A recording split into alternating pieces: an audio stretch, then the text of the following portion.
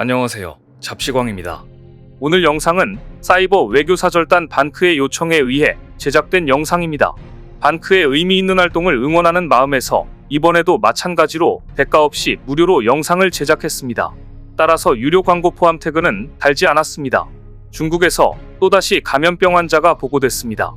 중국 네이멍구자치구 시리거러맹 수니터우기 지방정부는 국내에서 흑사병 환자 1명이 발생했고 일주일 새 가족 3명이 확진 판정을 받아 현재 치료를 받고 있다고 밝혔습니다. 네이멍구자치구는 밀접 접촉자는 적시에 격리 및 통제됐다. 이상 상황은 발생하지 않았으며 전염병 처리와 관련된 작업은 강력하고 질서 있게 진행되고 있다고 밝혀 흑사병 환자 발생 내용이 과장 보도될까봐 극도로 주의하는 모습이었습니다. 몽골의 수도 울란바토르에서도 지난 8일 흑사병 인간 전염병 사례가 확인됐는데 몽골과 인접한 중국 네이멍구에서도 흑사병이 발생한 것입니다. 흑사병은 쥐벼룩에 감염된 들쥐, 토끼 등 야생 설치류의 체액이나 혈액에 접촉하거나 벼룩에 물리면 전염되는데 사람과 사람 사이에도 전염될 수 있어 코로나19가 잠잠해진 지금 또다시 중국인가 라는 생각에 전 세계의 이목이 쏠릴 수밖에 없었습니다. 특히 중국 네이멍구는 2020년에도 3곳에서 흑사병 균이 검출된 지역이었기 때문입니다. 2020년이면 중국에서 코로나19 확진자가 폭증하던 시기였습니다. 그런데 고위험 전염병인 흑사병 환자까지 발생하자 당시에 중국은 당혹스러운 기색이 역력했습니다. 2020년에는 네이멍구 바옌나우얼시에 사는 목축민 1명이 림프절 흑사병 확진 판정을 받았고 당시 발견됐던 쥐 4마리의 사체가 이후 흑사병으로 확진됐다고 밝힌 바 있습니다. 흑사병은 사람과 사람 사이에도 폐렴형 혹은 폐렴증형 흑사병 환자가 기침할 때 나오는 작은 침방울 등을 통해 전염이 가능한 것으로 알려져 주변 지역을 긴장시키고 있는데요.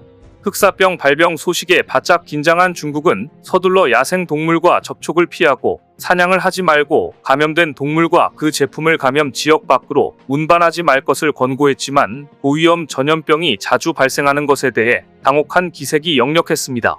2016년에는 중국 10개 성에서 돼지독감 바이러스가 출현했고 2019년 12월에는 코로나19가 발견돼 팬데믹으로 이어졌고 2020년에는 네이멍구에서 흑사병 환자까지 발생해 고위험 전염병으로 전 세계의 이목이 자꾸 중국에 쏠렸기 때문입니다.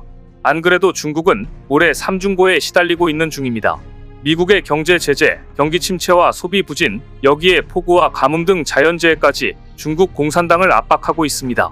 지난달 중국의 수출액은 전년 대비 15% 가까이 떨어져 2001년 이후 최대 하락을 기록했고 생산자 물가도 10개월 연속 마이너스를 기록해 본격적인 경기 침체 국면에 접어들었습니다. 그런데 이달 초 2주 가까이 지속된 폭우로 중국 전역에 막대한 피해가 발생한 것도 민심의 향방에 예민한 시진핑 국가주석에게는 상당한 부담일 수밖에 없습니다. 미국의 공세와 꺼져가는 성장 엔진, 자연재해라는 3중고가 겹치면서 시진핑 주석의 3기 체제가 도전에 직면했다는 평가가 나오고 있는 가운데 고위험 전염병인 발병 소식이 잊을만하면 불쑥불쑥 나타나고 있으니 하루도 마음 편할 날이 없는 실정입니다. 이런 때일수록 상식적으로 생각하면 주변국들과 우호적으로 지내야 유리합니다. 그런데 중국은 이런 상식이 통하지 않고 남중국해에서는 동남아시아 국가들과 영유권 분쟁으로 갈등을 일으키고 있으며 한국에 대해서는 독립운동가 전시실 폐쇄로 갈등을 일으키고 있으니 어리석다는 말밖에 나오지 않습니다. 대표적인 사건은 중국이 랴오닝성 다롄의 위순감옥박물관에 있는 안중근 전시실을 폐쇄한 것입니다. 위순감옥은 안중근 의사가 중국 하얼빈역에서 이토 히로부미를 사살한 뒤 5개월간 갇혀 있다가 형장의 이슬로 사라진 곳으로 한국인들에게는 역사 탐방 필수 코스처럼 여겨지던 곳인데 중국은 이 전시실을 2달 전부터 운영을 중단하더니 심지어 재개관 일정도 확실히 밝히지 않고 있습니다. 중국은 폐쇄 사유와 재개관 일정 등을 묻는 한국 언론들의 질문에 시설 점검 및 보수 중이라고 답했지만 시설 점검이나 보수의 흔적은 보이지 않고 있습니다. 위순감옥 박물관은 일본이 다롄을 점령했을 당시 운영했던 감옥을 지금까지 그대로 보존하고 있는 곳이라 일제의 포악함과 중국 공산당의 항일운동 역사를 보여줄 수 있어 중국도 최고 등급 5A 바로 아래인 4A 등급 관광지로 정해 관리하고 있었던 곳입니다. 더구나 이 안중근 전시실은 2009년 광복회 등이 위순감옥 측과 오랜 협의 끝에 중국 당국의 허가를 받아 만들어낸 역사적 산물입니다. 위순 감옥뿐만이 아닙니다. 옌벤에 위치한 윤동주 생가까지도 폐쇄해 한국인들을 분노케 하고 있습니다. 이곳은 윤동주 시인이 태어나 15세까지 살았던 곳으로 시인이 실제로 사용하는 방이 그대로 보존되어 있어 한국인들에게는 의미가 깊은 곳인데 이런 곳을 한국에 통보 한마디 없이 폐쇄한 것입니다. 중국은 사드 체계 배치로 한중 관계가 악화하던 지난 2017년 3월에도 안중근 의사의 의거 현장인 하얼빈 역사에 세워진 안중근 기념관을 폐쇄하고 조선 민족예술관의 옛 부지로 갑작스럽게 이전했습니다. 그리고 이전한 지 3년 뒤인 2019년에야 하얼빈 역사 신축이 끝난 뒤 안중근 의사 의거 현장으로 복원시켰습니다. 중국은 이렇게 한국과의 관계가 경색될 때마다 한국의 독립운동가 전시실을 폐쇄하거나 이전하는 등 속 좁은 방법으로 한국민들의 감정을 건드리곤 했습니다. 중국은 한국인인 윤동주 시인을 조선족이라고 소개한 윤동주 시인 생가의 표성 내용 시정 요구를 지금까지도 받아들이지 않고 있습니다.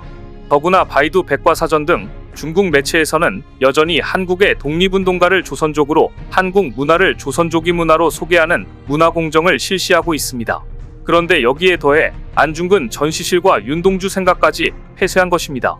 이에 사이버 외교사절단 반크는 중국의 한국 독립운동가 사적지를 다시 개관하도록 요구하는 한편 이 문제에 대해 전 세계인의 관심을 촉구하는 캠페인을 전개하고 있습니다.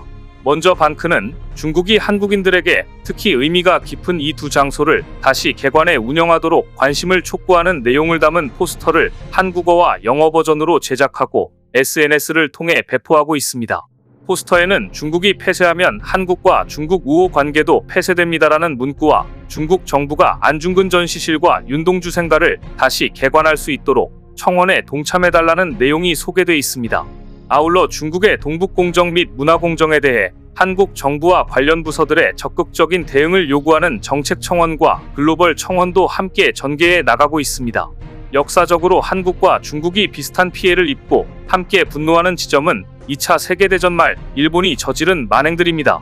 그래서 한국과 중국은 항일운동이라는 역사를 공유하고 있습니다.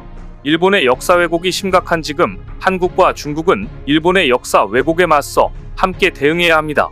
그런데 이런 두 나라의 관계를 도외시하고 한국민들의 감정을 자극하는 일은 어리석은 짓입니다. 따라서 우리는 중국에게 안중근 전시실과 윤동주 생가를 폐쇄한 이유에 대해 명확히 알려달라고 말해야 합니다.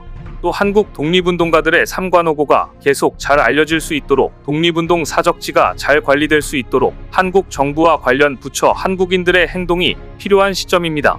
우리는 이번 일을 계기로 중국 내 대한민국 임시정부 청사를 비롯해 중국 내 한국 독립운동 사적지 운영 여부 등 사적지에 대한 꾸준한 모니터링과 함께 적극적인 보호를 해나가야 할 것입니다. 그래서 반크는 잡시관과 함께 중국의 한국의 독립운동가 전시관과 생가를 하루속히 개관하라고 윤동주 생가를 중국이 폐쇄하면 한국과 중국 우호관계도 폐쇄된다고 당당히 외치는 이 캠페인을 전개합니다. 광복절을 맞아 한국인의 하나된 힘을 모여줍시다. 사이트의 주소는 링크를 걸어두겠습니다. 여러분의 많은 동참과 SNS 공유 부탁드립니다. 오늘 준비한 소식은 여기까지입니다. 댓글을 통한 여러분들의 많은 의견 기다리겠습니다. 시청해주셔서 감사합니다.